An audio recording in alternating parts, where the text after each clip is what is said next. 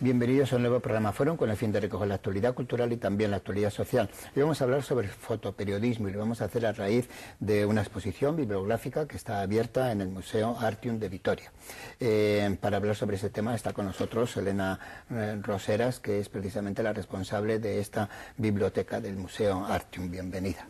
Gracias, buenos días. Bueno, por lo que sé, esta exposición es más que una muestra bibliográfica, ¿no? Porque hay muchos elementos, ¿no? Hay libros y fotografías, hay vídeos también, ¿no? Sí, es una exposición que pretende reflexionar sobre este género del periodismo que utiliza la fotografía como medio de expresión.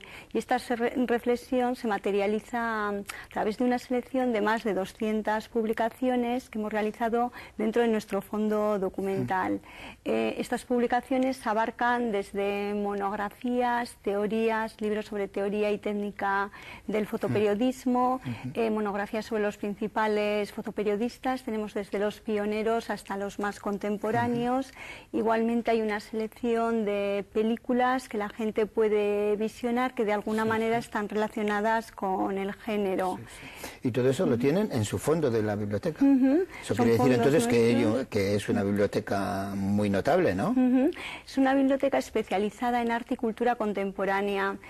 Contamos con unos 50.000 documentos y lo que hacemos, este proyecto, esta exposición se enmarca dentro de otro proyecto global que vamos realizando diferentes exposiciones. Hemos hecho en relación al cómic, al graffiti, arquitectura, cine, y es una forma de dar a conocer nuestros fondos bibliográficos y utilizar herramientas para que la gente pueda investigar sobre ellos. Nosotros no somos especialistas en fotoperiodismo en esos temas, pero sí que ofrecemos las herramientas para poder investigar. No, mostraba mi sorpresa, mi agradable sorpresa de la categoría de estos fondos y de la biblioteca, porque en definitiva el Museo Artium tampoco es tan veterano, ¿no? Y por lo tanto en poco tiempo se ha constituido con esta prioridad, ¿no? Sí, en concreto iniciamos en el 2002, empezamos nuestra trayectoria y en estos prácticamente, vamos a hacer en diciembre unos 9 años, hemos ido seleccionando, adquiriendo y catalogando todos estos fondos documentales. Bueno, entonces comentaba eso, que el objetivo de esta exposición fundamentalmente es reflexionar y exponer fundamentalmente digamos, la trayectoria y la evolución que ha tenido el fotoperiodismo, ¿verdad? Sí, a través de las distintas imágenes que se van mostrando desde los orígenes del fotoperiodismo, y podemos ver, y a través de los grandes acontecimientos del siglo XX, cuál ha sido la evolución, tanto desde el punto de vista técnico como la concepción al final de la fotografía. Al principio era todo mucho más pictórico, hasta ya llegar hoy en día con las técnicas digitales. Pero dado, por ejemplo, pongamos un ejemplo, ahora están bastante de moda tanto Robert Capa como su compañera Gerda Taro, pues por las películas, por también las novelas que ha habido sobre ellas, y ellas, desde luego, tanto él como ella están presentes, ¿no? Sí, están presentes en nuestra exposición y en el fondo de la biblioteca también, ¿no?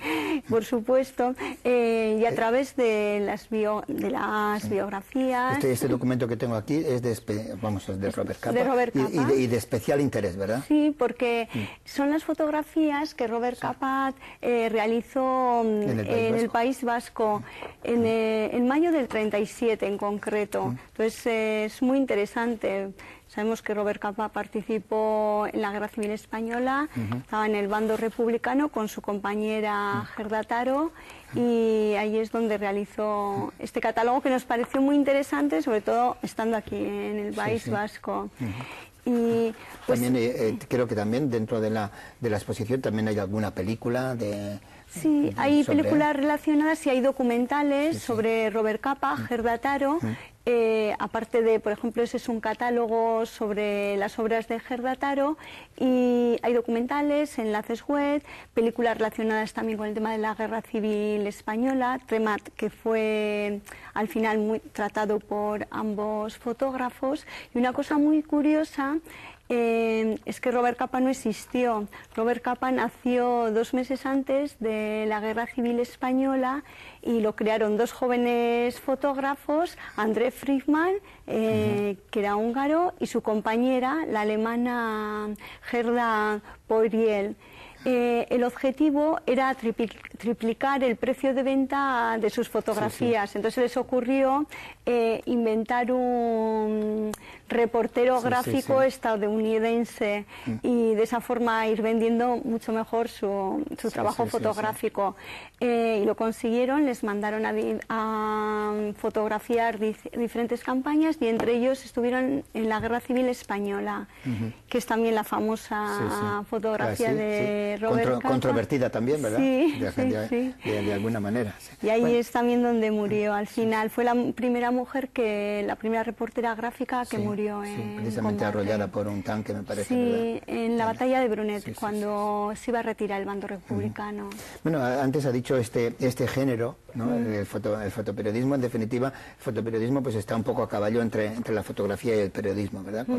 Con los elementos. Sí, las primeras manifestaciones de lo que llegaría a ser el fotoperiodismo las podemos encontrar en los primeros entusiastas cuando dirigen su cámara a un acontecimiento, ya teniendo en mente la idea de hacer llegar al público ese hecho de una manera ya testimonial. En un primer momento las fotografías ilustraban una historia y lo que luego se fue consiguiendo y fue lo ideal, que la fotografía en sí misma constituía ya una historia. Claro. Entonces el desarrollo del fotoperiodismo está directamente vinculado con el desarrollo de la fotografía y de la impresión técnica. Y cronológicamente debemos colocarlo a final del siglo XIX, ¿no? Sí, que es cuando ya empezaron también todas las evoluciones en relación tanto técnicas con las cámaras. Estamos viendo precisamente fotografías bastante antiguas, digamos, ¿no? Que se van... Porque eso en el siglo XIX los objetivos eran también pues las novedades que entonces tenían, no sé, el ferrocarril, los automóviles, ¿no? Bueno, la Torre Eiffel fue un acontecimiento, ¿verdad? Eran los temas que se trataban, aparte de la construcción de grandes infraestructuras, como hemos visto, de grandes monumentos, puentes, la Torre Eiffel, el ferrocarril. Por ejemplo, en Estados Unidos un tema muy recurrente era la construcción del ferrocarril, porque Continental simbolizaba la conquista del oeste norteamericano. Bueno, y alrededor de la guerra también aquí en Europa, ¿verdad? Sí, podemos decir que el verdadero debut del fotoperiodismo se inicia fotografiando los temas de guerra. Bien, la guerra de Crimea en 1853 al 56 y posteriormente la guerra de secesión en Estados Unidos del 61 al 65. Y hay una gran diferencia en la guerra de Crimea, que esas imágenes fueron captadas por Roger Fenton. Eran unas imágenes todavía muy idealizadas, no nos muestra los horrores de la guerra.